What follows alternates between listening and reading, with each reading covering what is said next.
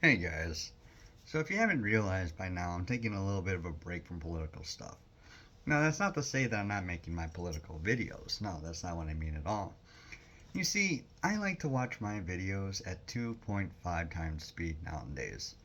Or around like 2.25, however much. So there's only so many videos I can watch in a day. Because there's a set group of people that I actually follow.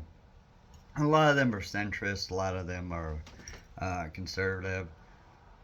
One here or there has a liberal perspective, but I find that like a lot of the liberal commentators all have like the same kind of issue, and it's all the same kind of delusions about Trump that we have come to expect. And it is quite frustrating when you see like all these people say stuff that is completely off the wall insane.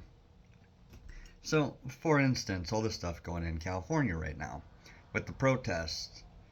Now, when you look at those protests, you see everyone flying the Mexican flag, and there's not an American flag in sight. Now, here's the thing I personally think about that, okay? So, when I drive through Detroit, and I drive through Detroit often, there are many houses throughout the neighborhoods, especially in like the Arab neighborhoods, where people will be flying the flag of the country of origin. Some Middle East country or something or other. And there'll be people here or there that fly their flag alongside the American flag, which I actually appreciate. I understand having pride in your country of origin. I mean, after all, I'm from America and I absolutely adore the American flag. I have pride in this country, a great deal of pride in this country. My family has been here for generations. We helped build this country. One of my ancestors fought in the Civil War to free the slaves, to preserve the Union. Now, I understand, like, you grew up in a country, you know its history, you know its people. I can understand why you would want to hold on to that part of yourself. However, you left that country for a reason. You came to America because the people or the country itself could not provide you what you needed. You came here because America was simply better able to give you what you wanted.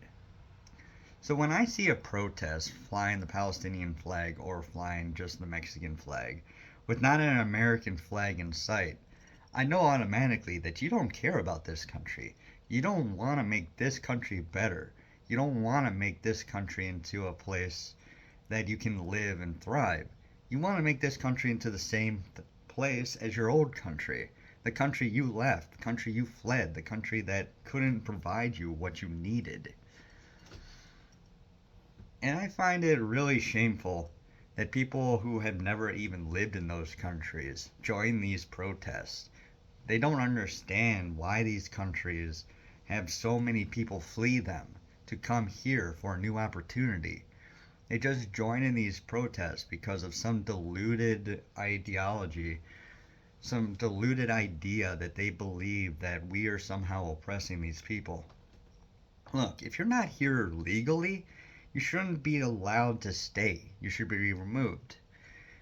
Now, I've mentioned this several times, but Ronald Reagan was the governor of California at one point. And, excuse me, was the governor of California at one point. Alarm went off, sorry. And, well, when he eventually became president of the United States, he gave general amnesty to illegal immigrants. Now, part of it was because he figured that a lot of these people had been here for a long time, and he was a very, very kind man. He believed that these people would vote both for Republicans or Democrats, or they would have some appreciation for him for allowing them to stay and giving them the ability to become Americans. But the Democrats knew that these people all supported the Democrats because they needed the government handouts coming out. They wanted low taxes. As illegal immigrants, they weren't paying taxes. But now with general amnesty, when they got into the system, now they actually had to pay taxes.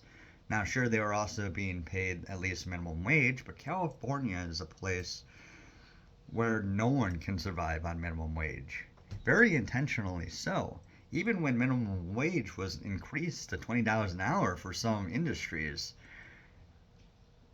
all that did was cause mass inflation, causing the price of housing to skyrocket to untenable levels. The amount of regulation and taxes inside California have only gotten worse over the decades. And even back then, when general amnesty was given, it was simply impossible for all these now legal immigrants to actually afford anything as individuals. They would have to live in families of like 10 or more in houses that were only ever meant to house like a family of 4. It was absolutely insane.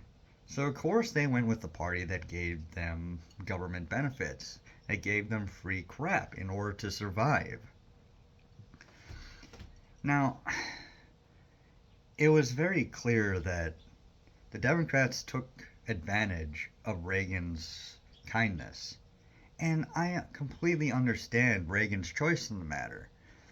Maybe I would have done the same thing. After all, there are a lot of there is a lot of room for empathy for these people, especially if they want to move away from a country that they simply cannot thrive in.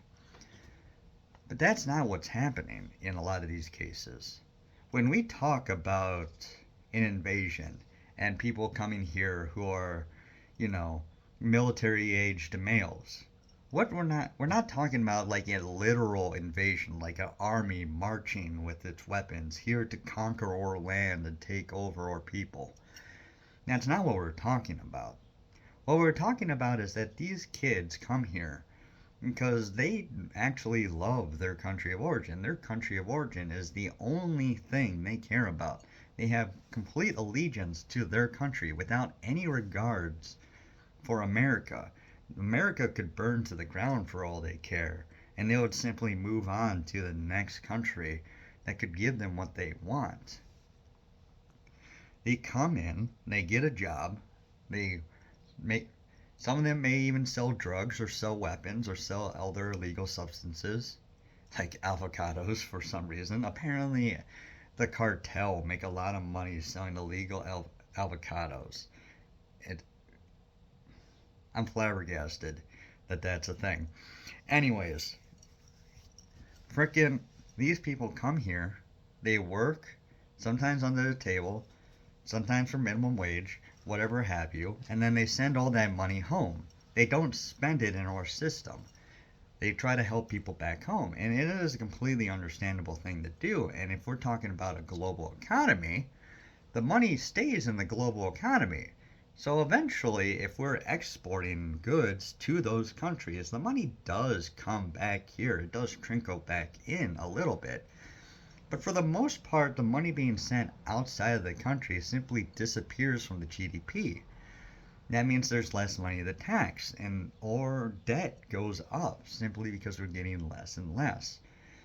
And it is partially the fault of the politicians who keep trying to spend more and more money and increase the debt limit every few months now. The actual insanity of how much debt we were in, how much debt we were in to adversaries and to our outright enemies at this point. China is an adversary, and they're damn close to an outright enemy, and we're allowing them to smuggle in the ingredients for fentanyl through the southern border, which kills like 100,000 people every single year. Like, if you guys aren't aware of the opium wars, European countries used to export opium into China. And this was a long time ago. But they would bring in all these drugs, and the Chinese emperor tried to stop it. He tried to make them to stop doing it because his people were getting addicted to this drug that they didn't understand, that they didn't understand the long-term effects of. They just knew that it made them feel good. And when he tried to stop them, an entire war was fought.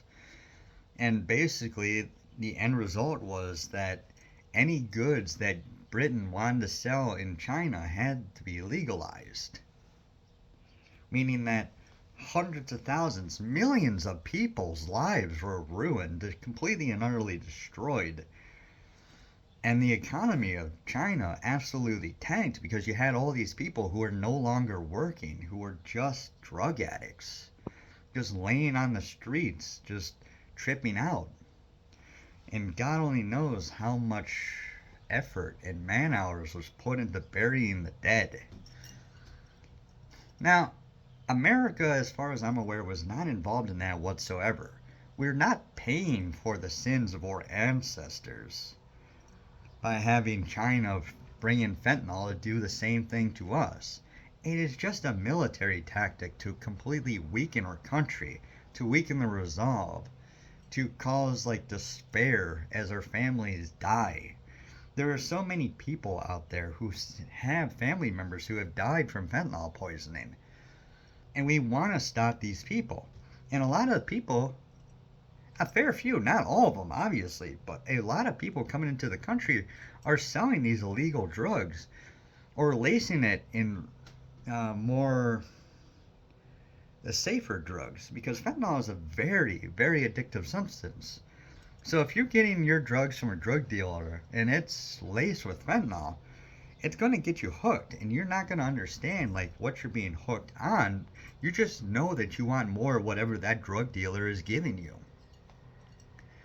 And a lot of times, even or prescriptions, stuff you would get from like Rite Aid or something, like sometimes come in laced with this fentanyl, and it's killing innocent kids. Now again, think of the children. Think of the children. It's been a Simpson joke for a long time.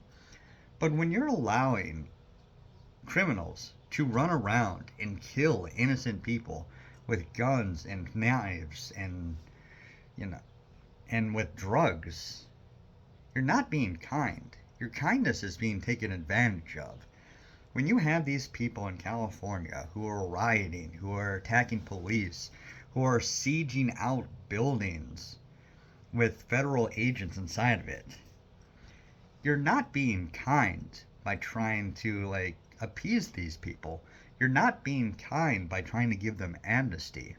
I've had my kindness take advantage of so many times. I cannot tell you how many people I have given thousands upon thousands of dollars to help them pay for their rent, pay for their car, help them stay off the streets, only for them to never pay me back. And even then, maybe I don't care often if they pay me back. But at some point, I can only give so much support. And when somebody, eventually blocks me because I don't support children having their balls cut off or their breasts cut off, after I've given you thousands of dollars in order to survive, then I know you never cared about me. You only cared about whatever agenda, whatever little thing gave you more power over me, over other people. Those are not friends. These are not kind people. They're not empathetic whatsoever. They take and take and take from us. Like those people that I gave that money to, who ended up blocking me because I'm concerned for the health and safety of others. Those were never my friends. They just wanted somebody to support them because they couldn't support themselves. And again, I have friends that I can talk to, that I can live with, that I can have disagreements with. And yet my friendships with them never fade. They never crumble like it did with these other people. The people who have taken advantage of me in my life. They can live on their own. They can pay their own bills. They don't ask me for anything that they couldn't do themselves. You know what I mean? Well, when somebody is constantly badgering you for handouts, for you to take their business, because they need that money. They can't afford their bills. And what I'm talking about is like people will reach out for me for like art commissions or whatever. Like safe for work stuff, I mean. And they'll like keep badgering me and badgering me and badgering me to like commission them because they don't have enough money for food. And I tell them, go talk to your family. Go go try to find actual business with people who want art. Stop trying to force me to support you. I don't have infinite money. I have to invest in myself to pay for my schooling, to put some money in a stock portfolio so that someday I can raise a family of my own, to buy my own house. And just like Reagan, people will try to take advantage of that kindness that I have for them, the love that I have for my friends, the people that I think are my friends. And again, a lot of the people who are rioting, that are protesting, are not foreigners. They're not immigrants. They're people who have this false sense of empathy for people that they don't understand, for countries they have never visited. They believe that these countries are basically like hell on earth, that no one can survive there, that it's just absolute insanity in those countries. And occasionally it is, like if you go to Venezuela, there are huge, vast areas that are just completely and utterly impoverished. But when you think of Gaza, for example, Gaza was a first world country. I mean, it wasn't recognized as a country, but it had towering skyscrapers, it had working roads, it had working water and sewage systems, it had electricity. If you were to live in Gaza, you might not have a lot of luxuries, but you had all the amenities of anybody else in the world. All the little things that we require to survive in the modern age. And people kept pushing and pushing and pushing, saying that Israel was abusing these people, who are again living in a house not dissimilar to your own, in apartments not dissimilar to your own. Now, were they as good as ours in America? No, probably not. But when these people kept pushing that conflict must arise, that the Palestinians must carve out a land through blood and violence, and then complained when those very neighborhoods with those towering skyscrapers were then completely and utterly destroyed as the Hamas terrorists used those buildings as military bases to use their own friends and family. Again, friends and family. People whose kindness they took advantage of. People that they basically used as human shields. And these people, the Palestinians, basically, in a lot of cases, just have outright Stockholm syndrome. They believe that the cause of Hamas is righteous because they have basically been hostages of Hamas for decades now. They only ever got one vote to vote in this government, and this government has never let go of power. There is no democracy, there is no republic in Palestine. It is just any other dictatorship. Whereas you see, Israel will still vote for new leaders, they'll still vote for new parties, whereas Hamas just has a permanent foothold, a permanent grasp. Their tyrant's claw strangles that area of the Middle East. And people leave there for a reason. And then you have idiots inside of America waving the Palestinian flag, supporting outright dictators and terrorists. It's disgusting. It's disgusting.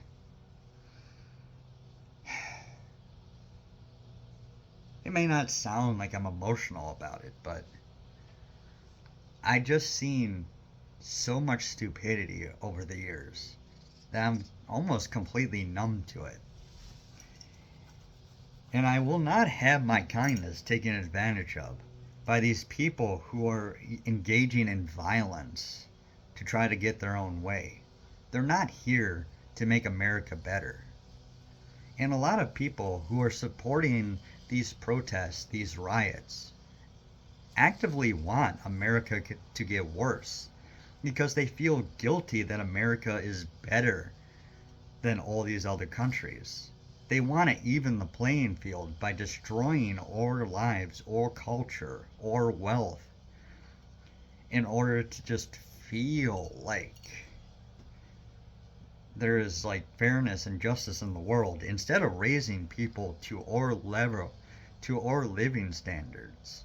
They just want to destroy. And that's completely unacceptable to me. I will not have everyone suffer just because other people have suffered. That's not how this should work.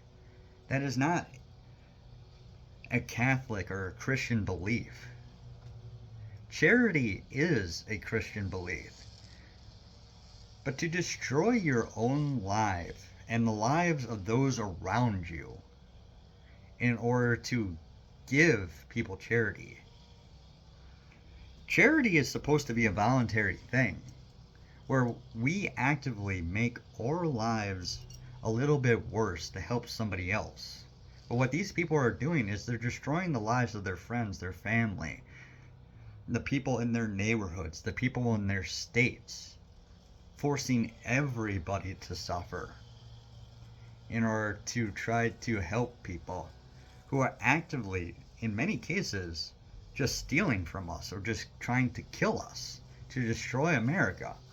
That is not empathy. That is not charity. So no, I have no pity for those people in California who are rioting, that are protesting right now. And there are cringe people online posting like how those protesters are the new rebellion fighting against this new galactic empire. No.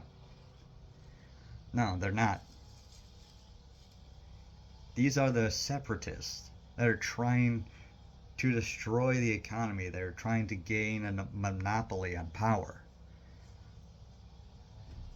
These are just people who want control so that they can determine how much you earn, how much you make, how big a house you live in. And it's not to help other people. It's because they're jealous, because they hate you. That's why they're using violence. There's a reason why Gandhi, that Martin Luther King Jr.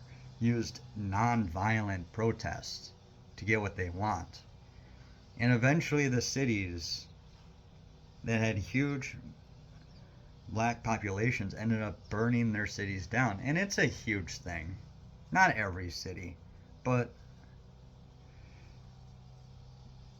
eventually violence became the norm for some of these people. That's how you got BLM, that's how you got Antifa. And those cities have never recovered from that. Martin Luther King would be absolutely disgusted by these types of protests, by these types of violence. And basically, it was a hostage situation the other day with those ICE agents being trapped in that building. And the LAPD had to come in and save them. It's not acceptable. It's not in any form. But before I go in the circles, before I ramble on, I'm going to leave it there, guys. Have a good day. Bye.